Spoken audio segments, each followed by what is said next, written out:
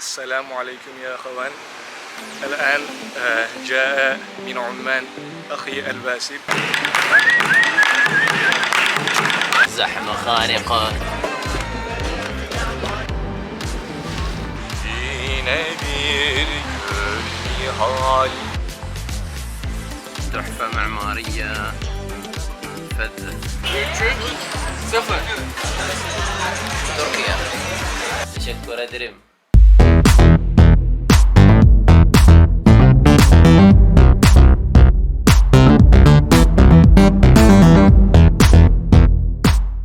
لأول مرة أسافر وحدي بتذكرة ذهاب فقط بدون تذكرة إياب، وبدون أي خطة مسبقة، بدون أي جدول. الشيء الوحيد اللي أعرفه أن هناك بيستقبلني في أول يوم صديقي التركي، باقي الأيام ما مخطط لها أبدا، فبتكون رحلة مبنية على المجهول وبتكون مخاطرة نوعا ما، ولكن يقال أن الأشياء الجميلة تكون خلف حاجز الخوف. تجربة جديدة بالنسبة لي وسفرة مختلفة تماما عن باقي السفرات السابقة، وأكيد بتكون هناك عوائق في هذه السفرة، ولكن متعة السفر ومتعة الرحلة بالأشياء الصعبة، بالأشياء الجديدة. خلوني أعيش تجربة السفر إلى تركيا.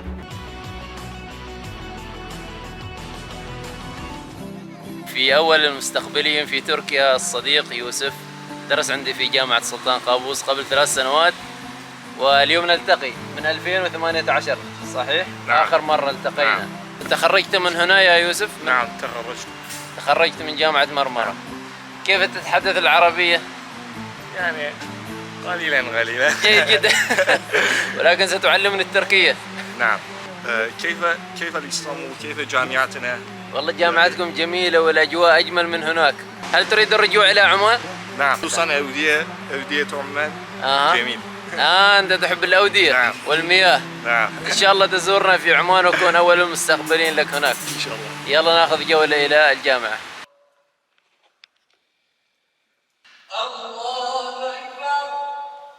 طبعا يا جماعة صلينا في هذا المسجد الجميل جدا ما شاء الله، هو داخل جامعة مرمرة، اسمه جامع مرمرة. نعم، هنا يوجد 3 فنون: فن السلاجقة، سلجوقية، فن العثمانية، وفن الحديث. واسطنبول فيها 20 مليون نسمة. نعم. ما يخبرنا يوسف، يعطينا معلومات على الماشي.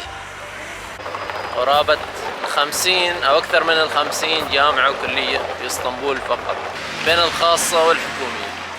الحين متوجهين عشان نركب المترو، والمترو موجود تحت الأرض، وعشان تركب المترو ضروري تكون عندك بطاقة اسطنبول.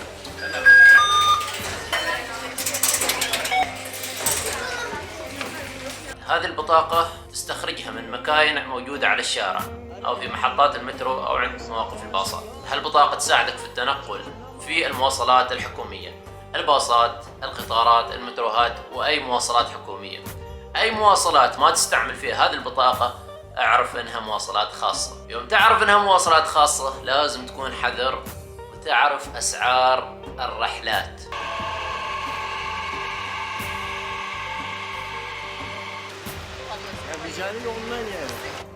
يوسف جابني المكان صراحة جدا جميل، حديقة خضراء ومطلة على البحر. بعد هذا ما كل اللي موجود، يقول يوسف في شيء تحت أجمل. هذا المكان عبارة عن غابة صغيرة يعني، وتم تهيئتها إلى منتزه ومطل على البحر، وفي مجموعة مطاعم. مكان جميل بصراحة، وفي ازدحام يعني، الناس كلهم ينتظرون دورهم على المطعم. هل هذا المطعم مزدحم بهذه الطريقة بشكل دائم؟ لا، ليس دائما. ليس دائما. في الصباح لا يوجد مزاح. تقريبا يبالنا 40 دقيقة عشان يخلص هذا الطابور كله.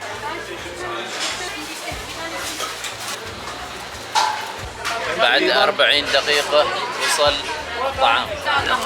هذا أو هذه وجبتنا. خبرني معلومة عن الأذانات في تركيا، كل أذان له مقام معين. مثلا أذان الفجر له مقام الصبا، وأذان الظهر مقام إيش يوسف؟ والشاك. الحين بيسمعنا يوسف شيء من المقامات الجميلة، مقام الرست. Yine bir nihal aldı bu gönlümü Sinten gonca fem bir bedel o güzel. شكرا يا يوسف، ابدعت صراحه بالصوت.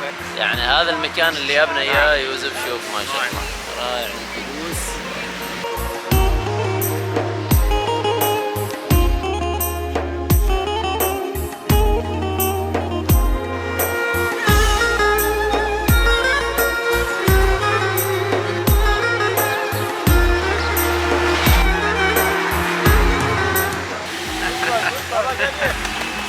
شكرا ادري.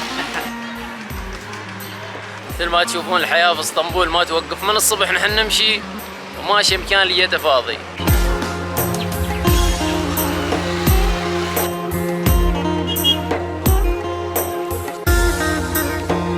بما انك في اسطنبول لازم تجرب القهوه التركيه على اصولها من موقعها الاصلي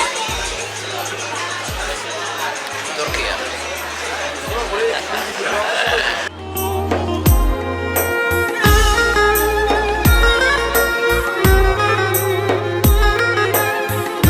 طبعا حاليا نحن في الجانب الآسيوي وبنروح للجانب الأوروبي من اسطنبول، فلازم نعبر مضيق البسفور. اقترح علينا يوسف انه نروح بالعبارة بدل ما نروح من الجسر او نروح باص او تاكسي. روح البنك نستمتع. جميل جدا. الناس يركبون عشان يركبون، ركيض عشان الركوب، كل واحد يحيز له مكان حلو. يا سلام،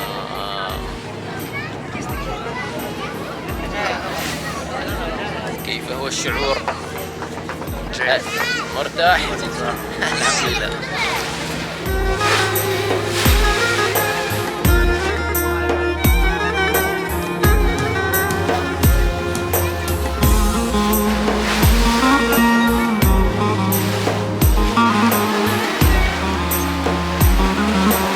وصلنا إلى الجهة المقابلة. Arzular anlardı çöplüklerde, biz seninle gülüşürdük. Şehirlere bombalar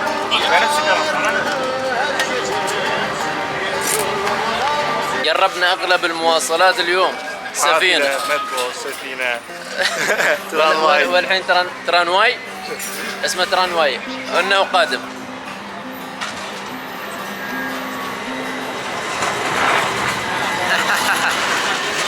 بدون سائق؟ لا هل ترى؟ امرأة. امرأة. جيد. محطة النزول، أين محطة النزول؟ سلطان أحمد. نزلنا في منطقة فاتح متوجهين إلى جامع آيا صوفيا، في مكان صراحة يفتح النفس. قربنا من الجامع، أنا قصته حسب ما أعرف أنه كان كنيسة لكن اشتراه السلطان وحوله إلى مسجد، وبعدين حوله أتاتورك إلى كنيسة متحف، ورجع أردوغان إلى مسجد مرة أخرى. تحفة معمارية فريدة من أكثر من 600 قرن، ما شاء الله تبارك الله.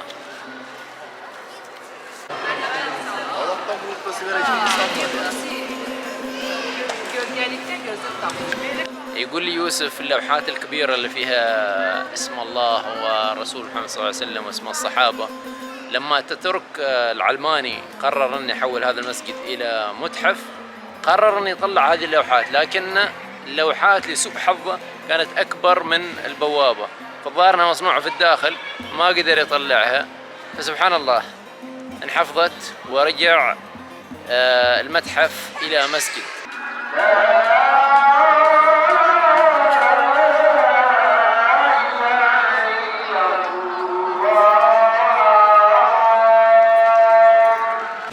زحمة خانقة، زحمة فول. يا دوبك بس توقف. اليوم مع يوسف جربنا كل شيء. هذا آخر شيء نجربه اليوم من المواصلات، ايش اسمه؟ متروبيس؟ متروبيس. تشبه حافلة ولكن ماذا؟ يوجد طريق خاص يعني ممنوع الدخول بالسيارة. نعم، المترو غير واللي تو ركبنا غير، كل شيء غير يعني. فأنت لما تركب مترو أو قطار أو باص عندك هالبطاقة، تعبيها فلوس وبس تكشط تدخل. من متروبوس تدفع مبلغ كبير أول بداية للطريق كامل، يعني من نقطة البداية للنهاية. لكن إذا نزلت في النص في آلة تكشط عليها مرة ثانية ترجع لك باقي المبلغ، يعني تحسب لك بس مال هذيك المسافة اللي أنت ركبت فيها. آخر وسيلة نقل دولمة يقول اسمها يوسف، بينزلنا عن بيتهم على طول في ضيافة يوسف ووالد يوسف وعم يوسف. تشكر أدرم، مائدة جميلة وجزاكم الله خيرا. ماذا اسمه؟ هذا سالمون؟ نعم. هذا بالعربي ورق عنب. شفته. كفتة. نعم. يلا عافيتوس.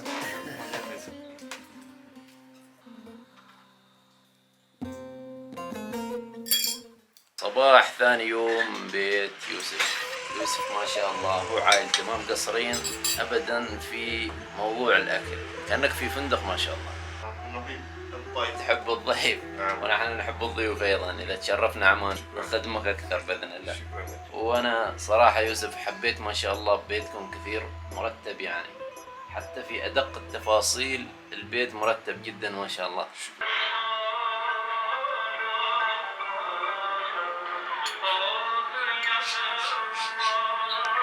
الحين اكتشفت سر الشاي التركي. كيف يكون الشاي التركي بهذه اللذاذة وهذا الجمال؟ بريقين، الأول يكون فيه الشاي غليظ والثاني يكون فيه ماي فقط وحار طبعا. فاللي يحب يكون الشاي غليظ وشربه وايد يعني مركز يسووا له من هني بس. أما اللي يشربه بالطريقة اللي هي الاعتيادية يخلطون بين هذه الإبريقين. غادرت من عند يوسف ومشكور وايد على حسن الضيافة. متوجه الحين إلى ميدان تقسيم. يا أهلا وسهلا. طبعا ما واضح إني راقد 3 ساعات رقدت من التعب. كان الخطة إني أطلع العصر أتمشى في تقسيم، لكني رقدت من الساعة 4 لحد الساعة 7، وبطلع الحين على المغرب ونشوف أجواء تقسيم كيف بتكون. طلعت مثل ما تشوفون الوضع، دنيا أمطار والمكان خرسان، وهذا أكثر مكان مزدحم في تقسيم، شارع الاستقلال.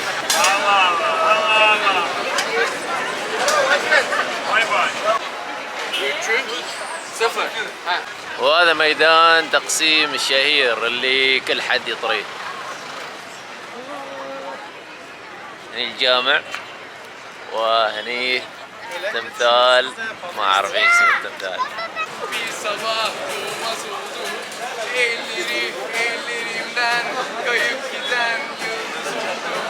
المكان مفعم بالحياة وبالناس، من كل أصناف الناس بتحصل هني، اللي يعزف واللي ياكل واللي يتمشى، كل أطياف الناس في العالم تحصلهم هني.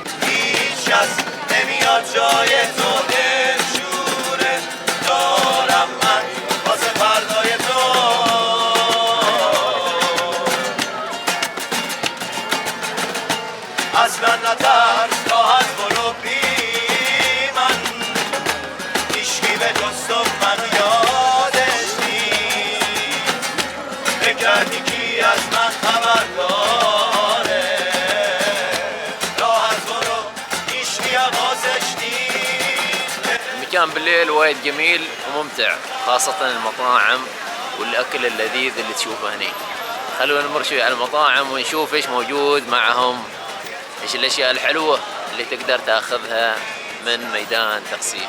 اقدر اقول ان هني اقوى واكبر شاورما تقدر تشوفها في حياتك. رهابة.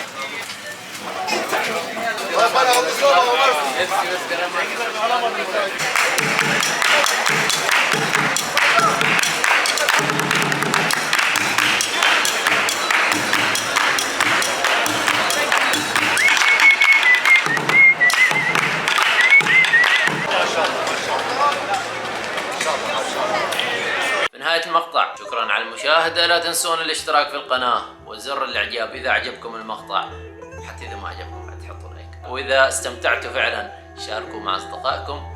شكرا على المشاهدة، ترقبوا الحلقات القادمة إن شاء الله بتكون حلقات مختلفة بمواضيع متفردة بمغامراتها وبتجاربها.